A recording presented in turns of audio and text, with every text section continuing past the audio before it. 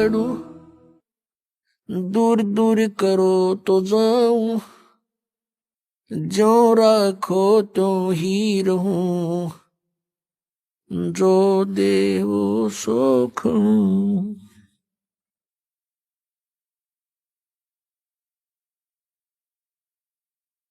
परमपिता परमात्मा पूर्ण ब्रह्म सारी सृष्टि के रचनहार कबीर देव जी, कबीर परमात्मा ये हमारे मालिक हैं, हमारे पिता हैं, ये कुल के मालिक हैं, सर्व ब्रह्मांडों के स्वामी हैं, सबके कंट्रोलर हैं। यही परमात्मा सत्पुरुष, अलख पुरुष, अगम पुरुष और अनामी पुरुष अन्य रूप धारण करके स्वयं ही विद्यमान रहते हैं। वही परमात्मा यहाँ तीनों लोकों में प्रवेश करके सबका धारण पोषण वही परमेश्वर करते हैं।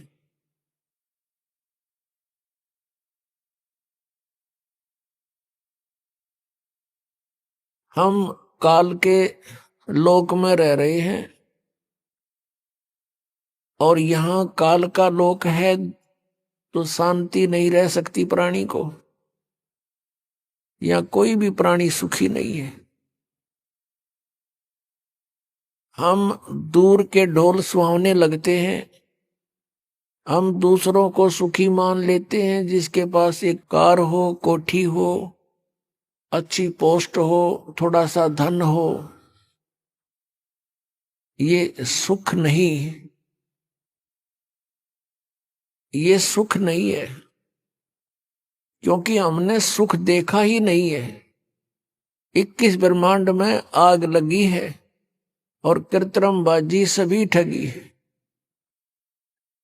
परमात्मा ने, परमेश्वर कबीर देव जी ने स्वयं आकर के बताया है कि 21 ब्रह्मांड में कोई प्राणी सुखी हमने तो देखा नहीं, और तुमने कोई मिल जाए तो मुझे उसकी वार्ता करा दियो।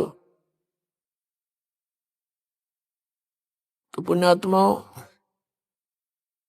जो सुख सथल है उसको हम भूल गए, हमारे याद भी नहीं है। हमारी माइंड की नीडल, हमारे दिमाग की सुई स्वर्ग के ऊपर सेट हो गई थी कि स्वर्ग जाएंगे, स्वर्ग जाएंगे, स्वर्गवासी हो गया। अब परमात्मा ने आके बताया कि ये स्वर्ग तो कुछ भी नहीं है। स्वर्ग का अर्थ सुख में सथल होता है, और कहते हैं वहां स्वर्ग में वो सुख नहीं है जो आत्मा को चाहिए। वहां तो मन की बकवाद अत्यधिक है, नाच गाने हैं और बाकी खाने पीने की सुविधाएं सारी हैं, सुंदर शरीर है वहां देवों का, स्त्री और पुरुषों का, और सब बकवादें ज्यों की तो ईर्षा, राग, द्वेष, बकवाद ये सब भरी पड़ी है। स्वर्ग के देवताओं के राजा का थोड़ा सा इतिहास सुना दे तो पता लग जाएगा कि उनके अंदर भी पांचों विकार सड़ रहे हैं।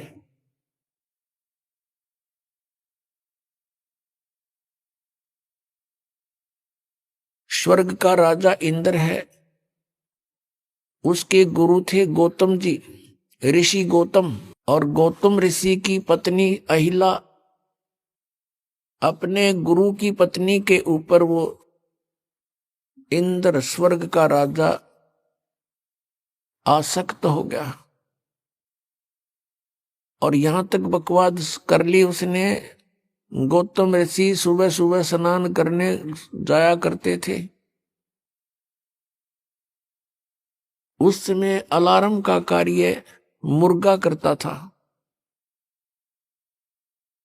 तो उस इंद्र ने अपना एक देव, क्योंकि वहां राजा है देवताओं का इंद्र, उसके हुक्म में सभी कार्य करते हैं, एक शुक्ल नाम के देवता को कहा कि तू मुर्गा बनकर वक्त से बोल पड़ना। उसने ऐसा ही कर दिया। इंद्र वक्त से उठकर नहाने के लिए चल पड़ा।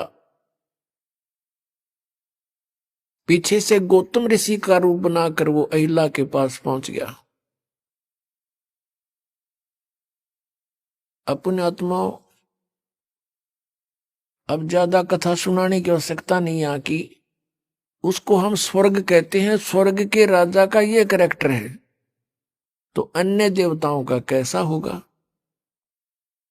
अब इसमें समझदार को संकेत बतेरा। अब परमात्मा ने आके बताया, भाई यहाँ पर आप जहां रह रहे हो ये ठीक स्थान नहीं है, यहां से तुम निकलने की चेष्टा करो। और निकलने के लिए तरीका बताया उन्होंने कि सबसे पहले गुरु हो, और गुरु भी पूरा हो, परमात्मा का कृपा पात्र हो, सत्पुरुष को पूरी तरह से वो जान चुका हो, तत्वदर्शी संत हो। तो पुण्यात्मा, पिछला जो परमात्मा का की लीलाएं हम पढ़ते आए हैं, जैसा उनको जाना है, समझा है, वो स्वयं ही आकर के एक तत्वदर्शी संत की भूमिका किया करते हैं। और स्वयं ही वो एक संत होते हैं, स्वयं ही एक दास का रोल करते हैं।